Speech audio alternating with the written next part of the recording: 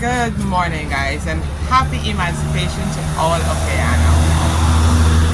Today is August 1st, and it's our Emancipation celebration. I want to direct us to two portions of scripture quickly. In John 8, in 32, he says, "And you shall know the truth, and the truth will set you free." And then he goes on in 36 and he says, "Whom the Son set free is free indeed." And this was Jesus talking. You shall know the truth, and the truth will set you free. And then he goes on and he said, "If the Son sets you free, you are free indeed." And there's a portion of scripture where they were questioning him about a lot of things. And he was talking, about whose father it is and so on. And then he was trying to explain to them that truth, when you have the right knowledge and wisdom and understanding coming into you, when you have truth coming into you, it sets you free. It sets you free from the lies that would have clouded your mind and impaired your judgment. Once you are aware of what is true, like for instance, if you think that you are nothing and all the stuff, then you will act as if you are nothing, or you think that you are a chicken, you will act as a chicken. But then if somebody says, "Hey, listen, the reason you're different from the others is because you're an eagle," then you're like, so that's why I'm different, and it sets you free to be like, "Oh, so I should be flying," And so I want to help us, ask us today to stop and really reflect on freedom in its full sense. Jesus came so that we could be truly free. Free from those doubts and those fears that tend to cloud your mind. Free from all those things that leave you spiritually blind. Free from all the things that will cripple you on your walk to destiny.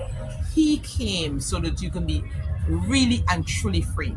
So let's not have ourselves entangled back in bondage. Don't go put ourselves back. I mean, when you think about what our forefathers endured, real harsh manual labor, because someone says, "Hey, you are not equal, you are not the same," your skin sets you apart as inferior.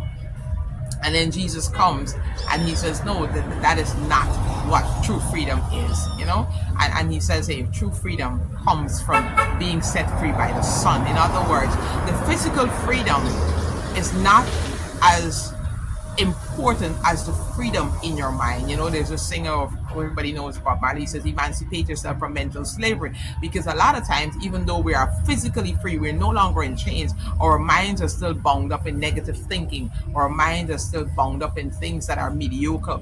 So I want us to set ourselves free and think high. Set our minds on things above. Set our minds on things that are really liberating in the spirit. Love and kindness and gentleness and meekness, the fruits of the spirit, and not hatred and greed and bitterness and all those things. Set yourself free. You are able to be free in through Jesus Christ. That's why he came, so that we can be free from all those things. So don't allow yourself to be bound up by those things anymore.